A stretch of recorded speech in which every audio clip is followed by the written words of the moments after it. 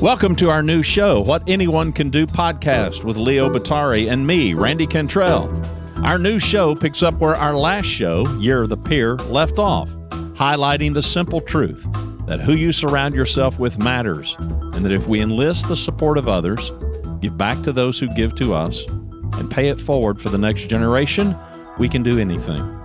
Author and keynote speaker Leo Bottari and I will interview a diverse group of thought leaders who will share stories and insights that will help you succeed in business and in life. How?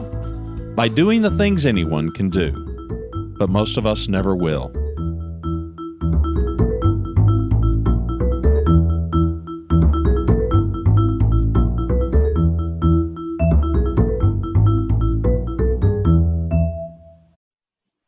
Well, we're somewhat tardy, but we've been busy behind the scenes. Leo Bottari, welcome to your own show. This is one where Leo and I are just going to chat and catch you guys up to speed with some stuff going on, some really exciting news, and we're glad to bring it to you, even if we are a day late and dollar short.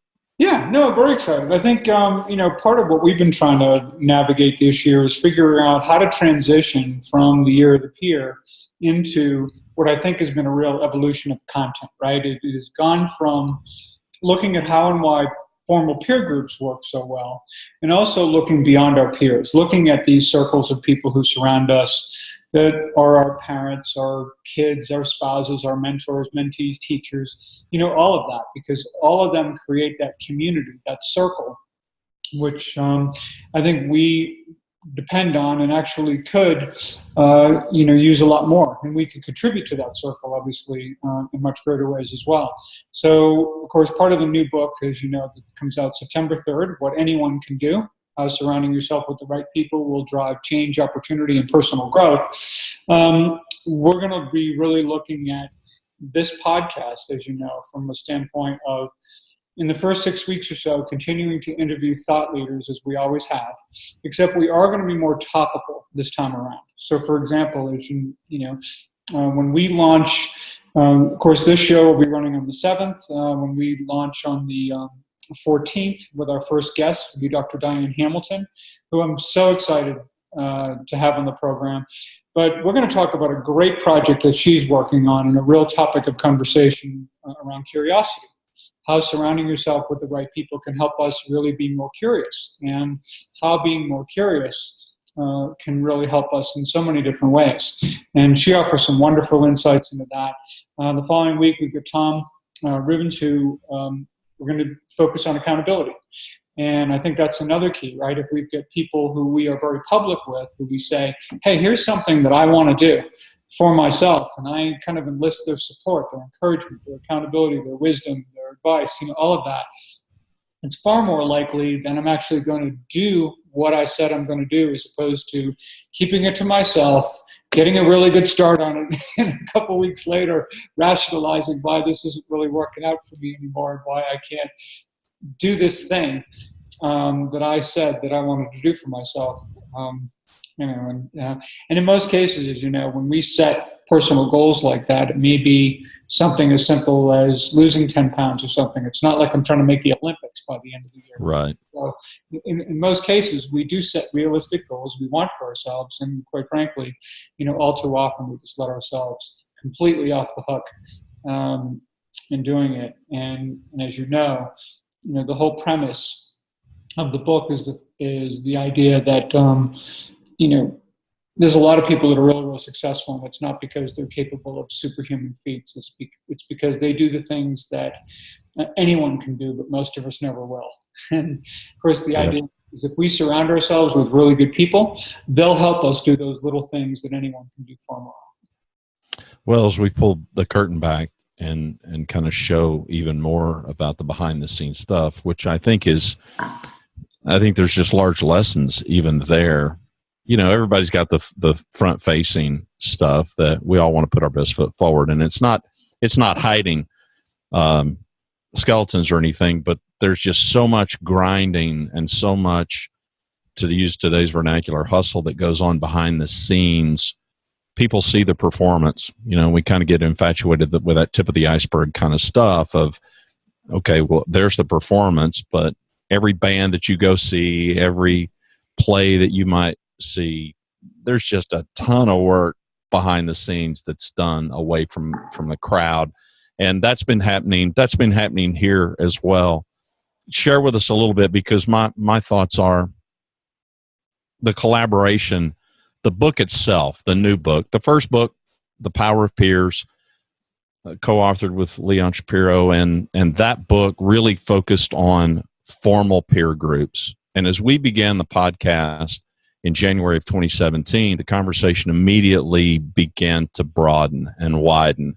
Part of that was organic. Much of that was driven by our intent to expand the conversation, because your questions to the guests were always, who are these people that have influenced you? And it wasn't always peers. In fact, peers usually weren't the first people mentioned. It was mom and dad and grandma and grandpa, and it was these people in our lives. And so as that conversation expanded, and then you got the idea for the book, and that's been almost a case study, it seems to me, in collaboration and the whole very topic of our podcast. Well, it is. There's so many fun stories with that. First of all, I will mention that The Power of Peers was very much a work of collaboration as well. Not only with Leon, but with so many of the people. I did well over 100 interviews. There were a lot of people that contributed to that. I always felt through that whole thing that writing a book about the power of peers and locking myself in a room and thinking I could do it all by myself was a little bit, anti the message, right? So, but this time around, though, I think to your point, I mean, consider all of the things that went into the fact that this book even exists as an idea, let alone it got written, right?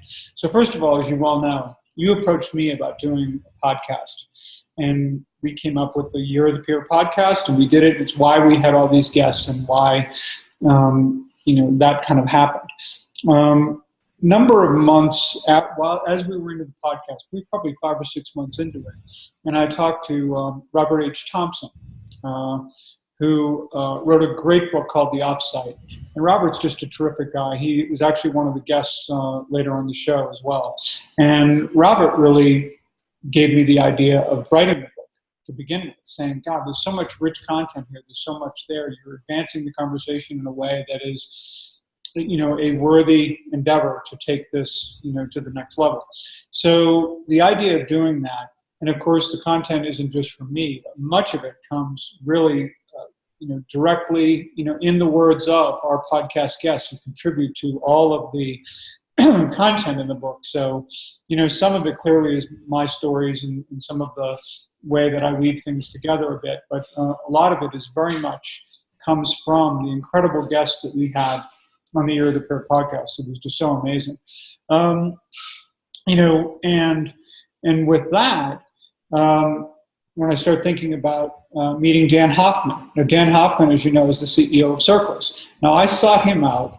I was kind of interested in what he was doing. Dan has created a platform that, of course, we're on the Zoom platform here now, which we love and we've enjoyed using, certainly. And there's, WebEx and GoToMeeting and all these other platforms that I think, by and large, are really good presentation platforms, or good platforms for a couple of people talking like we are right now. Circles, however, has been created really as a conversation platform. And Dan's done an amazing job, I think, of creating this simple, visually interesting way for people to collaborate in small groups. So, so I became really intrigued with his work. And so I go to meet Dan, and Dan and I really hit it off well. In fact, the funny part of this was I don't think we were talked for 5 or 10 minutes, and I knew I wanted him to write the foreword of the book, right? And yet I felt silly. I'm like, I can't ask the guy. It was going to look ridiculous if I asked him in 10 minutes, But by the time the end of the conversation, I was like, heck, I'm going to do this, because this is where this whole area is going. It's not just about where it's been. Peer groups have been around a long time. Mastermind groups have been around a long time. I think the idea of really creating the kind of platform that allows for what people are asking for right now, as you know, in social media. It isn't about getting a gajillion Twitter followers. It's how do I engage in deeper conversations with fewer people where we can help one another do what it is we want to do. And that's what Dan Hoffman's work is all about. I think he's done an extraordinary job. By the time his website, by the way, is it's a unique URL because it's circles and there's the dot is between the L and the E, so it's CIRCL.ES.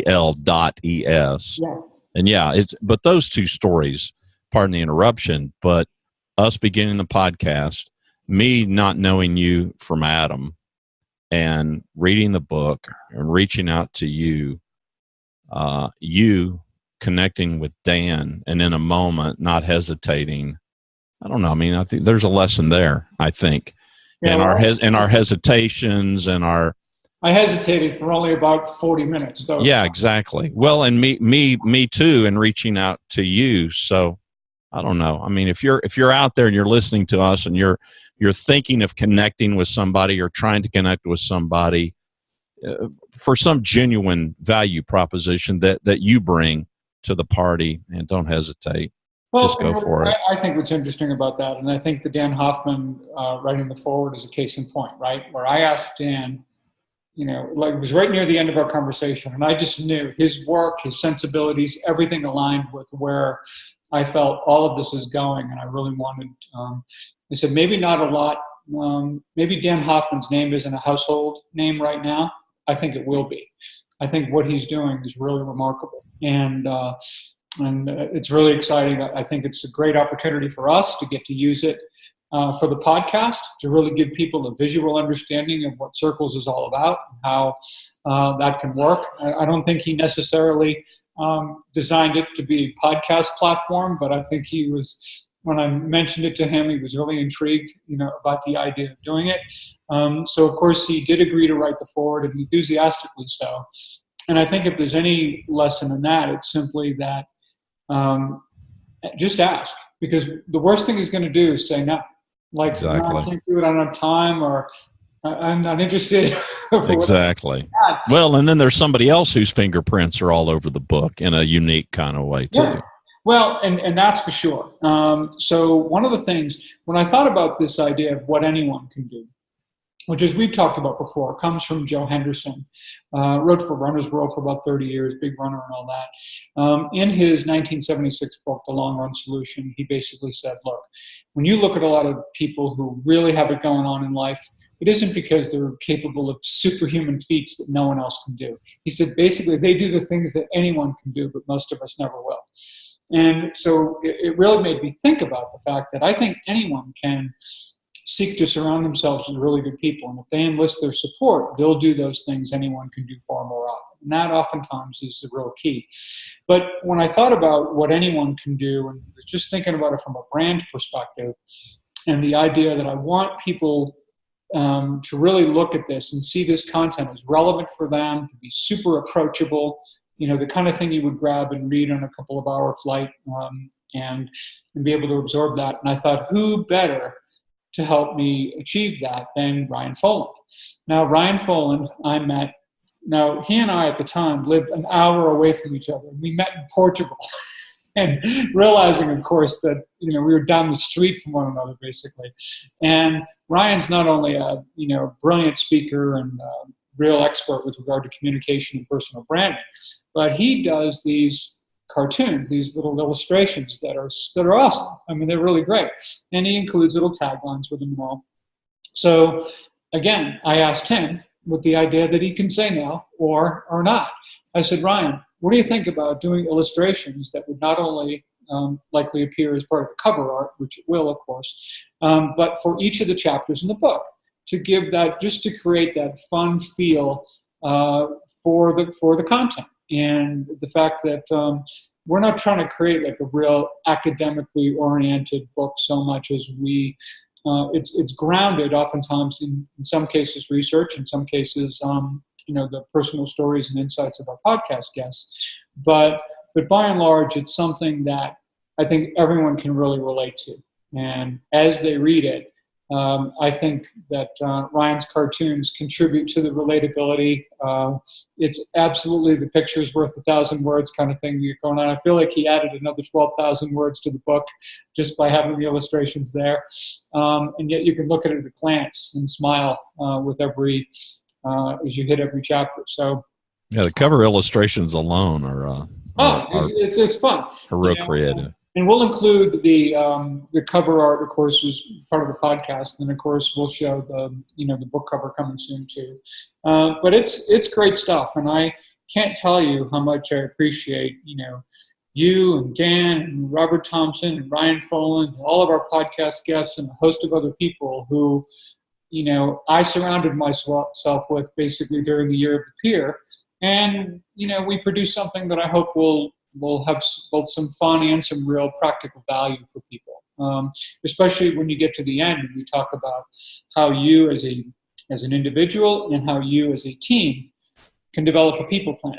And that's essentially how you surround yourself with the right people, how you engage them really in a step-by-step way so that you can kind of do get what you want from life, whatever that may be for you. But I also think more importantly, you contribute to others by either giving back to those who are giving to you or paying it forward, to people that I think are going to represent the next generation. We all have had people who gave to us, and I think it's only right that we do the same for others. So it's fun. It was an exciting project. Just really can't wait for it to come out. And really excited about the podcast because I know, we're going to talk to some really great people one-on-one for the first, 5 or 6 weeks or so. And then when we shift to circles and start literally having podcast panel discussions and creating circles around different topic areas, I think it's going to be great fun, and I think it's going to really deliver powerful value for listeners as well, because we're just going to have a lot more brains at the table. Yeah. Well, and it's fair I think to tell our listeners and the viewers that Leo and I have been having discussions, offline, away from your prying eyes as an audience. Just how can we bring value to you? It's easy for us to talk about, well, this is something that anybody can do, but so many people don't. And there's all kinds of conversation points that we're planning to have around that, as you said, with Diane, and curiosity and accountability and self-awareness and the fear and courage. And I mean, there's just so many things that stop us. We get it in our head and we just, for whatever reason, we're afraid of what we're afraid of. We're both grandfathers, and these little ones, you can just watch these little kids that are in our lives grow up, and I've got a 2-year-old, fixing to be 3-year-old grandson, fearless to climb anything, but is terrified of jumping in our pool. Because Mom and Dad have theorized, well, he doesn't feel like he's in control there. As long as he's grabbing a hold of something, he feels like he's in control. And you can just watch a 2-year-old that's never had an experience and have fear. And at some level, it doesn't matter if we're 62 or 2, it still is a big driver. So Leo and I have been having conversations. How can we expand the conversation? So last year it went from formal peer groups to expanding, okay, well, who is around you? Who are these people around you? To kind of an interview-based thing, which brought great value from it, a book. And now it's like, can we put more people at the table? Can we bring more people to the table to have these conversations so that these are, first and foremost, so that these can bring real value to our audience, give them some real things to think about, some things to challenge them so that they can join the ranks of doing what anyone can do? Well, here's the thing too. I think it's also being open to possibilities, right? Because we didn't go into the year of your podcast and invite all these guests and do all this stuff because I was interested in writing a book. That wasn't even a factor. No, wasn't even on the radar. Yeah, it was only until much later that came into play. I also see coming up for this year what we'd like to do, as is, on the website, being able to look at when we build the whatanyoneCanDo.com site, which, we hope to have up obviously in the next 60 days as we get into pre-launch on the book and all that. I think the opportunity for people to create their own circles, and they can do that, and they'll have the ability to do that on our site, either circles that they run themselves or circles that, that they may get you to facilitate for them, which would be wonderful, but any way that we can kind of continue to create value. And I think the more that, we listen to those around us and figure out how best we can take this message and bring it to people so that they can then share their stories of things that they've done for themselves. One of the studies, of course, that I point out in the book is University of Scranton did a study of people who identify a New Year's resolution, and they basically say that 92% of them fail. It's really unbelievably inexcusable that failure rate is that high. And I think, again, for most people, they didn't set a goal that they didn't want. They didn't set a goal that was completely unrealistic. They just set a goal that they had very difficult time left to their own devices to be committed to. And I think such a simple idea is just making others aware, putting yourself out there that, hey, this is important to me, and you're my friend, or you're my family, or you're my coworker, or whatever that person may be. And I may call upon you to help me get there, or check in on me once in a while, or, hey, I noticed that you did this 2 years ago. How did you do it? How can you help me do that same thing? So I just think there's incredible value there, and it's really simple, and yet none of us, or I'll say at least not nearly enough of us, do it very often or very well. So the hope is that by kind of raising the topic and giving people some specifics about how to engage others in a way that can be helpful for all of us, that will make a difference in somebody's life. So, well, there certainly is empirical evidence that society needs it. So, and it's not that we're doing it for that reason, but there is that. No, I'm really looking forward to it. I think we're going to hopefully prove to you, the audience, that we've got your best interest at heart, that we want to bring value. These conversations, you can expect there to be some diversity sitting at the table, which Leo and I both are proponents for and think is important. Offline, we've had countless conversations, and we'll push some of those conversations, I think, forward, in that insights and our ability to eliminate some of the blind spots that we have in our lives, because we each have our perspective. Leo comes from a part of the country that is very foreign to the part of the country that I come from. He's a Northeasterner, and I'm an Oklahoma, Texas, Louisiana guy. Educationally, we're very different. Demographically, age-wise, we're close, but we're a case study of what I think our audience, don't pigeonhole yourself and don't pigeonhole what value you think the other person might bring. And I'm not, well, I will. I'll use myself as an illustration. My first conversation with Leo was, have you ever thought about having a podcast? And coming from business world and coming from the C-suite for so many years, I was very upfront, very blunt, very candid, which is kind of how I roll. And I just told him, I'm just going to go ahead and get this out of the way and tell you up front, I don't expect anything. I just expect to be able to help you. And all I want is guilt by association. I like this space. At the time, I don't play in this space, but I'm intrigued with it. I think it's got tremendous value, and I see such a need for it in the C-suite. And so I was very upfront with Leo, and this is something that I've got the skill set and the chops and the experience to do for you, and I like what you're about and want to do it. Now, don't make those offers if you don't mean it. But if you mean it, my advice would be don't put yourself first. This has been all about Leo and Leo's, evangelizing this. He's dragged me along, and there's benefit in that. But good people do the right thing, and Leo's good people. I would like to think that I am as well. So we want to increasingly give you, the audience, real stuff that you can sink your teeth into. And if our little show can be an example to kind of show you the way, then great.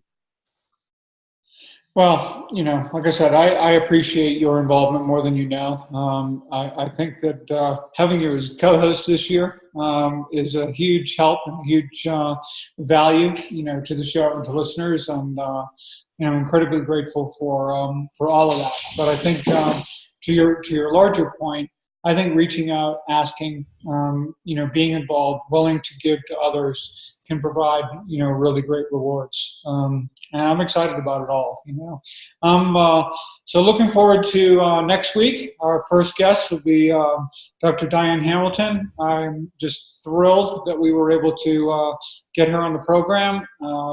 And if you're curious about what we're going to talk about, then you'll like the subject matter because it's all about curiosity. So anyway, with that, Randy, thank you so much. We're going to be excited for a great season coming forward, and it's going to be awesome. Yeah, and I will tell people that for now, leobottary.com, LeoBottary.com is where you can find everything that you need.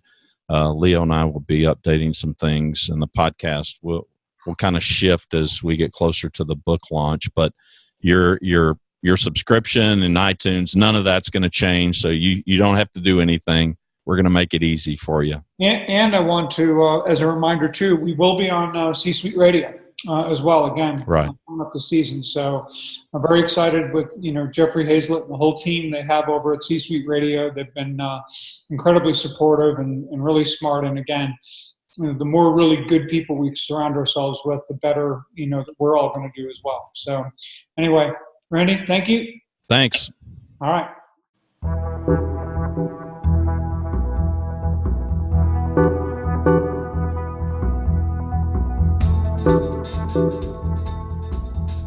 To learn more about our show and what we do, to submit questions to us, and to subscribe to What Anyone Can Do podcast, please visit us at whatanyoneCanDo.com.